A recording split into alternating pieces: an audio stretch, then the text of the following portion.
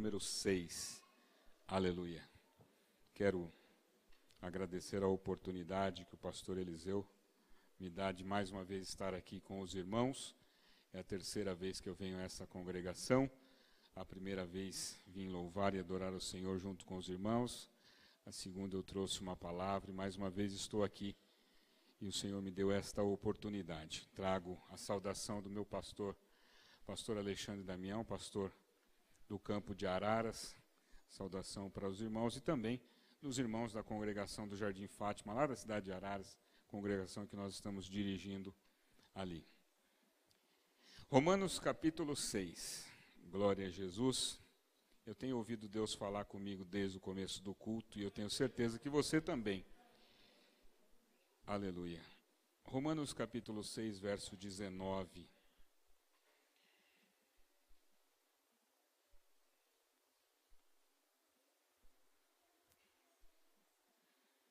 Aleluia.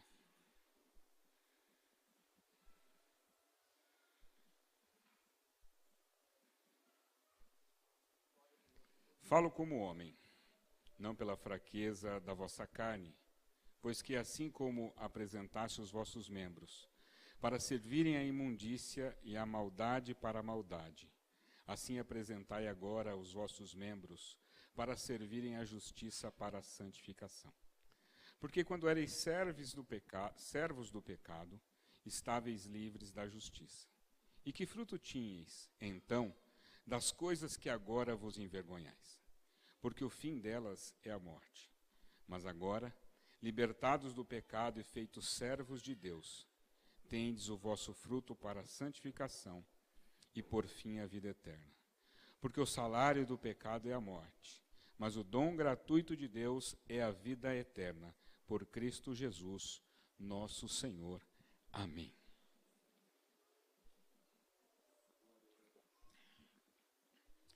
Eu fiquei buscando uma palavra para trazer para os irmãos, mas o Senhor me colocou no meu coração de falar um pouco com relação a essa passagem, que foi uma passagem que muito falou comigo no começo da minha conversão. Eu tenho certeza que os irmãos, em algum momento, quando a gente estuda a palavra de Deus, a gente começa a ler e estudar, e a gente olha um texto e vê para quem o escritor escreveu, com qual intuito ele escreveu, qual era o objetivo daquela escritura. E à medida que nós vamos nos conhecendo a palavra de Deus, nós vamos aprendendo e vendo muitas vezes que às vezes uma coisa que está escrita de um jeito tinha um endereço para um determinado problema, para uma determinada dificuldade que a igreja estava sofrendo naquele momento. Mas eu tenho certeza que quando nós nos convertemos e a gente vem para a casa do Senhor muitas vezes sem conhecer direito a palavra de Deus, a gente começa a abrir a Bíblia e pede: Deus, fala comigo. E a gente abre e a palavra do Senhor fala com a gente. E a gente muitas vezes não analisa o contexto ou o que é o texto. A gente vê aquilo que está escrito literalmente para falar com a gente. E quando eu me converti, eu abri um dia a Bíblia e caiu justamente nesse texto aqui. E mais especificamente, no versículo de número 21, que fruto tinhais então das coisas que agora vos envergonhais, porque o fim delas é a morte. Por que eu estou dizendo isso? Nós estamos próximo do fim do mês de outubro. E no ano de 2004, eu morava na cidade de Bauru e arranjei um trabalho na cidade de Araçatuba. Fui para lá, comecei a trabalhar, e lá eu conheci pessoas diferentes. Lá eu comecei a gerenciar a zona azul da cidade, e naquele lugar eu conheci uma pessoa especial para mim. Minha esposa. Está ali minha esposa. Dá um tchauzinho para todo mundo ver você. Glória a Deus. A mulher linda. Minha esposa. E ela já frequentava a casa do Senhor, ela já conhecia Deus e ela, conversando comigo algumas vezes, me falava de Jesus. Para que os irmãos entendam, a minha família não havia ninguém que servia a Cristo. A minha família era uma família de espíritas, kardecistas e candomblecistas. E aquilo vinha de geração em geração, e eu estava acostumado com aquilo. Fui criado nesse ambiente. E até então, ali com 30 anos de idade, eu só estava acostumado com aquilo. Mais ou menos lá pelos 20 anos de idade, eu comecei a pensar, e um dia eu pensei assim: nós estamos vivendo cada dia, todos os dias, como se fosse mais um dia. Eu acredito que um homem precisa buscar a Deus. Quem me falou isso? Ninguém. Eu simplesmente senti aquilo naquele momento. Eu tenho certeza que era o Espírito Santo de Deus falando comigo. Aquele sentimento veio para mim e eu comecei a procurar a Deus. Eu comecei a procurar a Deus. Eu fui em todos os lugares. Fui na igreja evangélica, fui na igreja católica, fui no budismo, Seixonoye, fui mais ainda nos terreiros de candomblé e umbanda, mesa branca, fui num cromoterapia, astronomia, enfim. Saí procurando um lado, outro e outro. Por quê? Porque eu sentia um vazio que precisava ser preenchido. E um dia, nessa procura, eu entrei num terreiro, e um daqueles demônios que estavam manifestados ali disse: olha, o homem precisa ter uma religião. Se ele não tiver uma religião, ele está perdido. E aquilo veio de encontro àquilo que eu estava pedindo. E eu falei assim: puxa, eu acho que aqui é o lugar. E me ingressei naquele lugar, comecei a fazer todas as coisas ali que era necessário para se desenvolver. Fiquei ali trancado no quartinho, fiz todos os sacrifícios necessários e tudo mais, e comecei a me desenvolver ali. Foram 8 anos naquele lugar, galgando cada vez mais hierarquicamente ali dentro. Cheguei a ser o segundo daquele terreiro, naquela cidade. E fazia tudo o que tinha que fazer.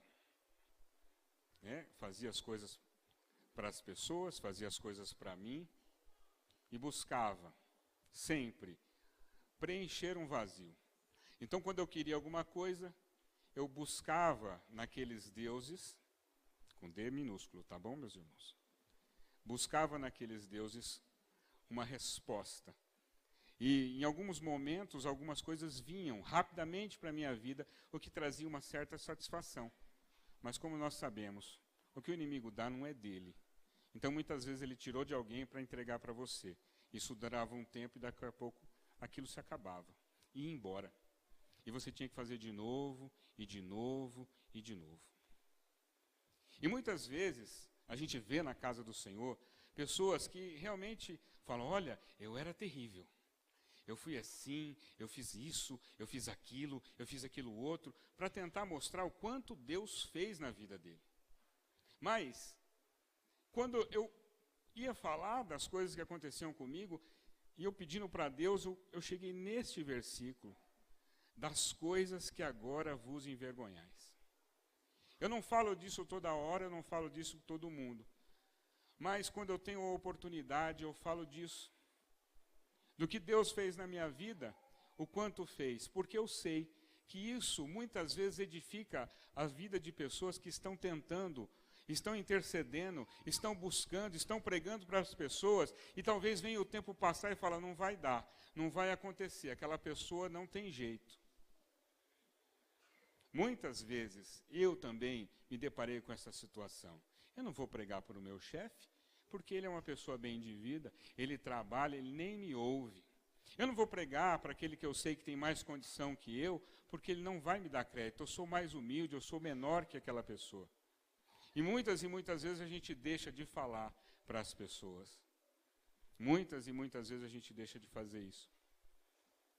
Mas a minha esposa, na época, começou a falar comigo e me confrontar com relação à minha fé. E eu, como todo espírita, disse: não, todos os caminhos levam a Deus. Então eu não desmerecia a fé dela, não desmerecia a fé daquelas pessoas, porque eu entendia que a igreja fazia um bem para a sociedade.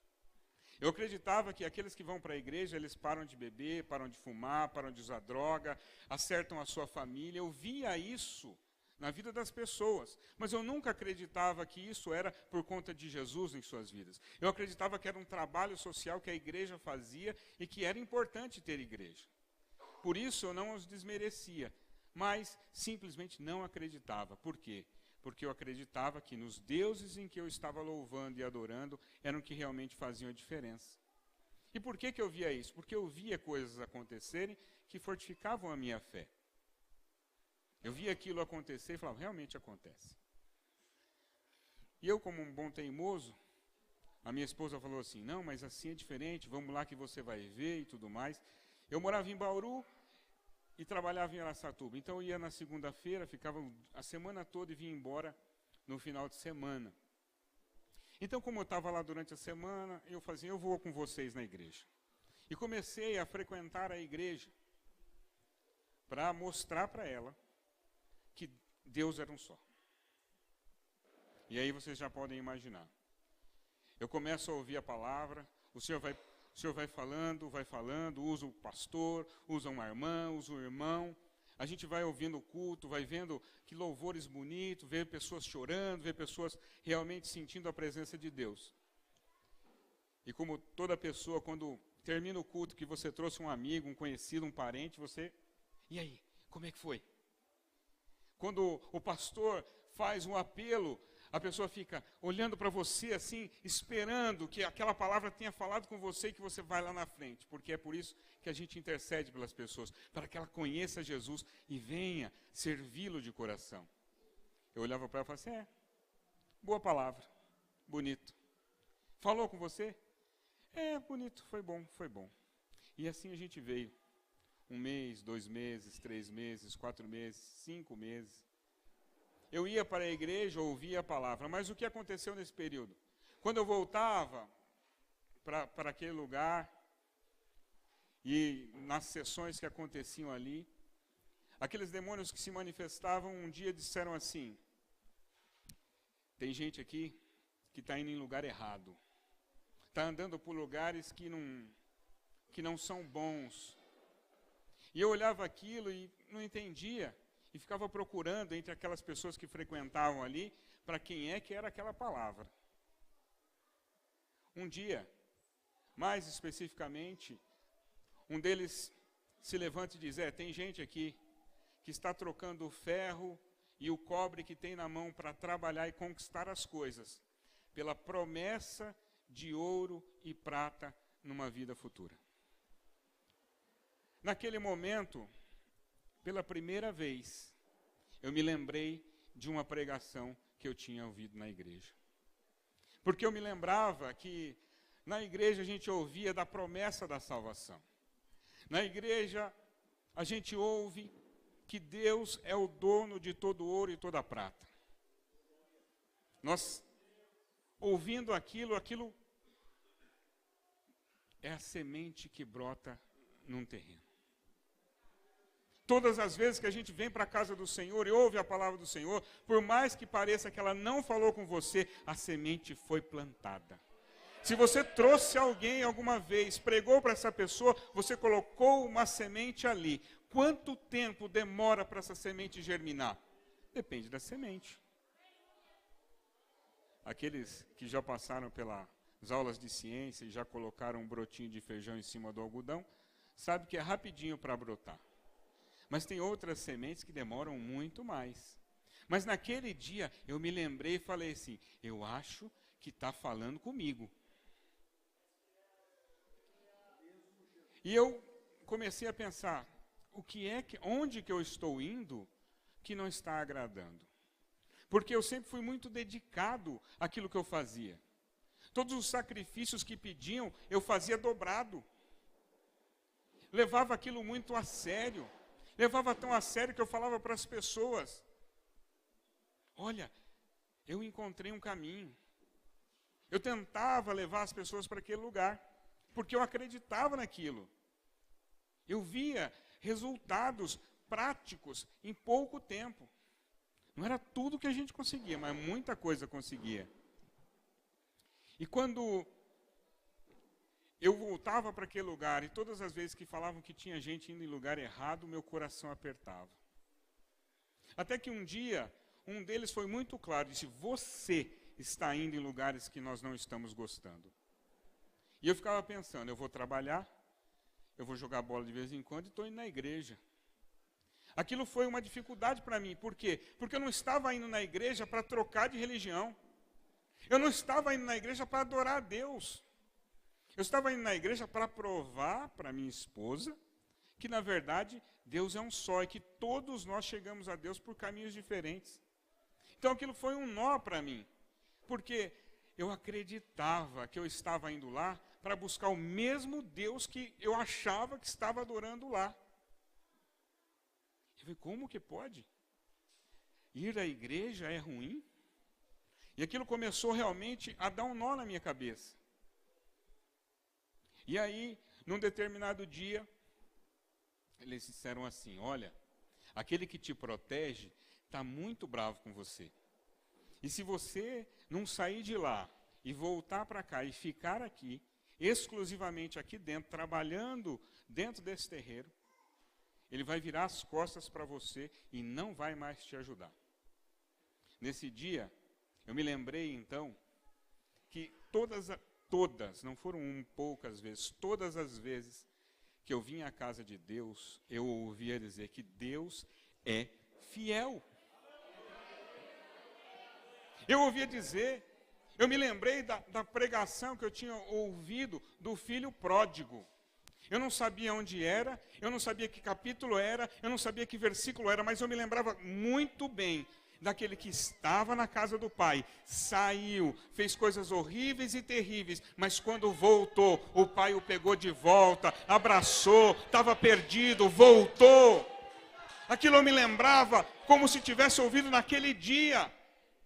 Aquilo para mim foi impactante, porque eu falei assim, como aquele que eu tenho sacrificado, aquele que eu tenho me dedicado os últimos 8 anos da minha vida, disse que virou as costas e que não vai mais me ajudar. Verdadeiramente eu devo estar servindo o Deus errado. Isso começou a ser muito difícil para mim. Porque eu fui colocado contra a parede. Eu tinha que sair do trabalho, pedir as contas, voltar para outra cidade e ficar lá. Se desenvolver 100% do tempo. Nesse momento, falar assim, ó, se você fizer isso, você vai ser elevado a um outro patamar. Você vai fazer coisas maiores. Vai ser mais poderoso. Mas eu ficava pensando, eu não quero isso. Porque aquela palavra de dizer que aquele que me protegia virou as costas foi muito pesado para mim. Eu acreditava naquilo. Eu achava que realmente eu estava fazendo o certo. E aí eu comecei a dizer, eu acho que eu vou ser crente. Mas, quando eu tomei essa decisão, a situação foi a seguinte, ó, ou você faz, ou você morre. Ou você vem embora, ou nós vamos acabar com aqueles que estão pregando para você. Eu tinha medo, porque eu via terrivelmente o quanto eles fazem mal para as pessoas. Por isso que eu falo desse versículo, das coisas que agora eu me envergonho. Eu tenho vergonha de dizer das coisas que eu fiz. Eu não me alegro de dizer, olha que transformação, eu tenho vergonha. Eu queria, hoje, olhando para a minha vida, eu queria ter nascido dentro da casa do Senhor, crescido, passado por adolescentes, jovens, estar sempre na casa do Senhor. 30 anos da minha vida que eu perdi porque eu não conhecia a Deus. Quando eu, diante dessa situação, eu falei, eu vou embora. Peguei as minhas coisas e fui embora. Saí e voltei para lá, fiquei ali. Isso foi no dia 9 de outubro de 2004. Neste dia, eu e minha esposa já estávamos nos olhando com olhares apaixonados.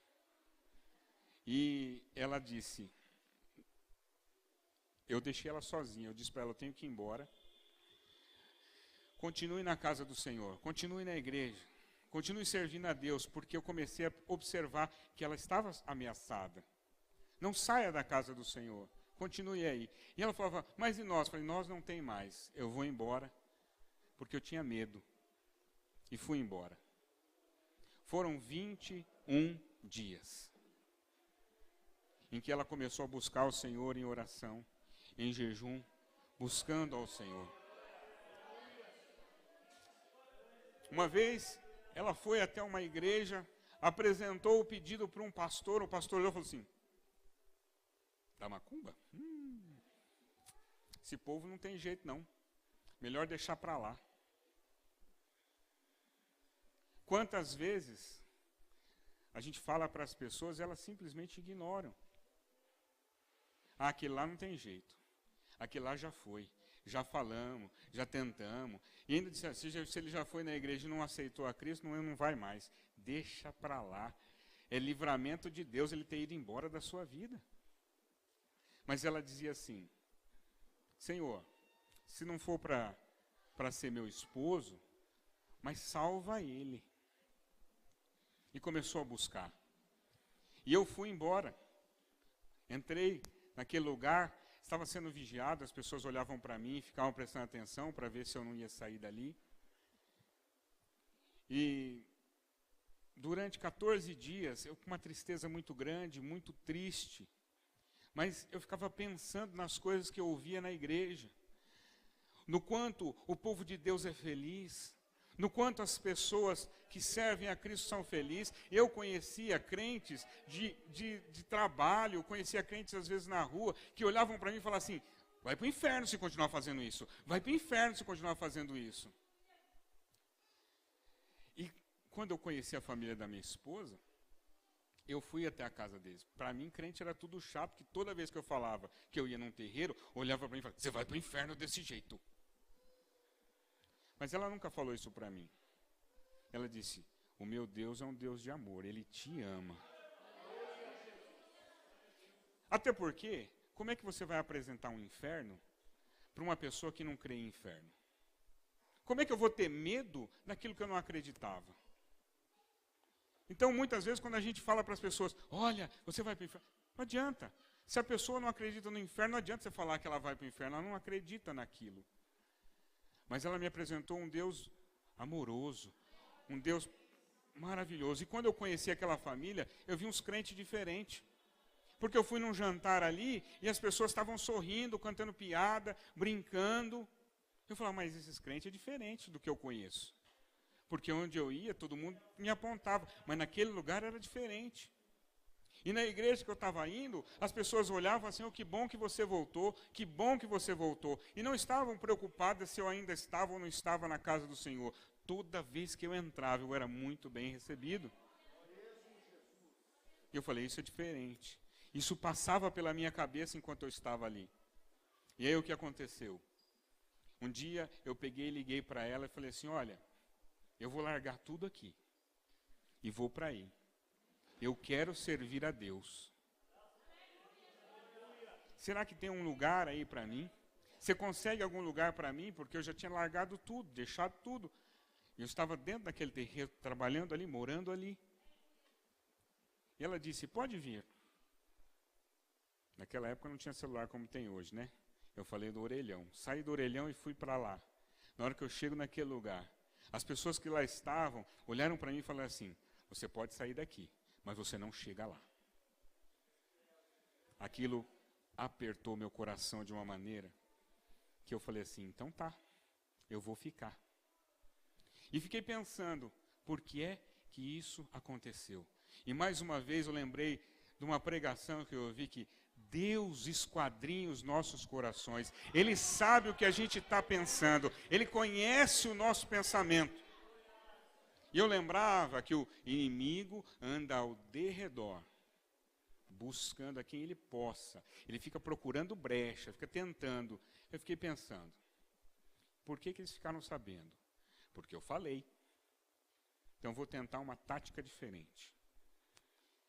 Fui para casa naquele dia e fechei os meus olhos e comecei a falar com Deus em pensamento.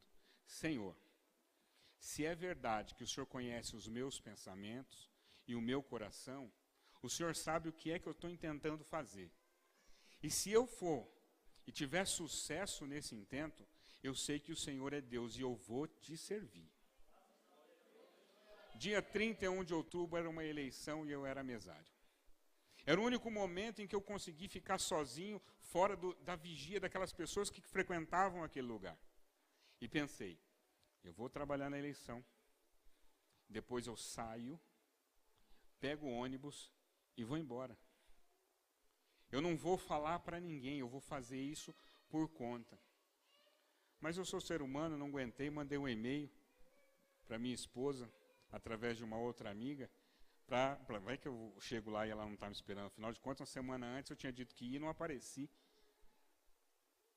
Aí recebi a resposta positiva, mas mesmo assim eu apaguei aquilo, fiquei com medo de alguém ver e fiquei buscando a Deus. Hoje eu entendo o porquê que ninguém conseguiu ver. Porque a palavra do Senhor diz que quando a gente entra dentro do nosso quarto, fecha a porta, a gente fala em secreto com Deus. O inimigo pode estar ao lado querendo saber o que você vai falar. Mas muitas vezes quando a gente fala com Deus, a gente fala, Senhor, eu estou quebrado, eu estou morto por dentro, estou moído.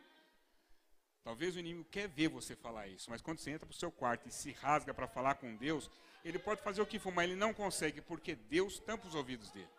Mas Deus sabe o que você está falando. Por isso que deu certo. Chegou naquele dia, peguei uma sacolinha pequenininha assim, coloquei todos os meus documentos, pus a minha melhor roupa, sapato, calça, camisa, a cueca, os documentos e saí. Fui para ali, falei na sessão, ó, eu vou ser o último a almoçar. Fui até o último horário, no último horário, em vez de eu ir para casa, eu fui para a rodoviária. E é impressionante, eu nunca vi tanta gente que eu conhecia na vida daquela escola na rodoviária. Parecia que cada esquina, cada lugar eu encontrava um conhecido. Isso porque eu queria fazer as coisas escondido. Mas eu fui. Chegou naquela rodoviária, quem estava esperando eu? Minha esposa estava lá. E aí, ela me encontrou escondido no banheiro, porque estava cheio de gente dentro daquela rodoviária que eu conhecia, e eu não queria que as pessoas soubessem para onde eu estava indo. Porque eu sabia que eles iam tentar alguma coisa contra mim e contra ela.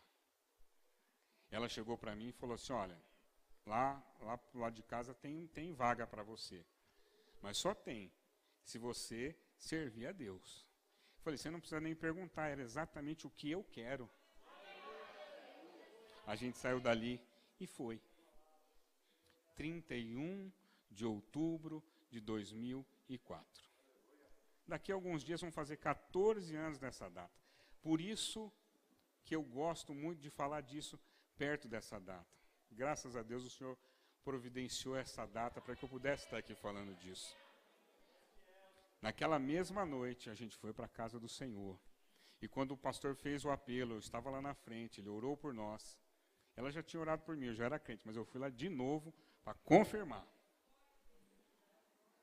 Aí parece que deu tudo certo, né? Mas no outro dia, pela manhã, eu estava na casa da minha cunhada e de repente o telefone liga. E minha esposa diz, olha, tem um pessoal aqui na porta de casa. Estão dizendo que você saiu de lá, roubou tudo, tem um boletim de ocorrência na mão e diz que você tem que aparecer aqui. Eu falei, eu não vou não. E aí, eles ficaram um tempo, ela disse, olha, ele não está aqui. E ela pegou, falou com aquelas pessoas foram embora. E eu fiquei pensando, como é que pode um negócio desse? Nunca tinham dito, nem sabiam como é que sabiam onde que ela ia morar. E foram justamente na casa dela. Naquela tarde, havia uma tarde da bênção na congregação ali, onde o pastor Eliseu dirigiu, Água Branca. E aí a gente falou, vamos na tarde da bênção. Fomos naquela tarde da bênção, ouvimos a palavra, saímos dali e fomos tomar um sorvete. Na hora que a gente estava voltando, porque a casa do meu sogro é bem na mesma rua, eu vi aquelas pessoas na frente da casa do meu sogro, quando eu vi, eles estavam vindo na nossa direção. Nós nos encontramos exatamente na porta da igreja. E aí, aquelas pessoas começaram a espraguejar e falar muitas coisas, e aquela que era a dirigente daquele terreiro veio na minha direção, e eu meio que assustado, dei um passo para trás, como que entrando para dentro da igreja, ela parou, olhou para a igreja e falou assim, aqui eu não posso fazer nada com você. mas você tem 7 dias para voltar. Se você não voltar, ou você morre, ou ela morre, ou alguém da sua família vai morrer. Eu falei, tá bom, pode esperar. Mas o que ela não sabe é que quando ela disse, aqui eu não posso fazer nada contra você, ela estava assinando a derrota. Porque naquele momento eu entendi que era na casa de Deus que eu nunca mais deveria sair. Eu falei, é aqui o lugar que eu vou ficar e é aqui que eu vou servir a Deus. Falei com o pastor na época, ele disse, vamos orar, irmão. 7 dias nós oramos. 7 dias, coisas terríveis aconteceram na minha vida. Coisas extraordinárias que a gente falando, fala assim, não é possível. E eu não vou falar porque já acabou o tempo. Mas no 6º dia, o Senhor levanta, alguém lá em casa, eu não me lembro quem foi, mas eu me lembro da voz dizendo assim, porque falou aqui no meu ouvido, ó, a vitória é sua, fica em paz. No 7º dia nada aconteceu, e nós estamos aqui, há 14 anos. Nem eu morri, nem ela morreu, nem ninguém da nossa família. Por quê? Porque o nosso Deus é maravilhoso. O nosso Deus é fiel. Esse texto fala comigo por quê? Porque eu apresentava o meu corpo para coisas que eram pecado. Mas hoje eu apresento o meu corpo para servir a Deus. Eu apresento a minha vida para servir a Deus. E aí eu convido você a pensar sobre isso.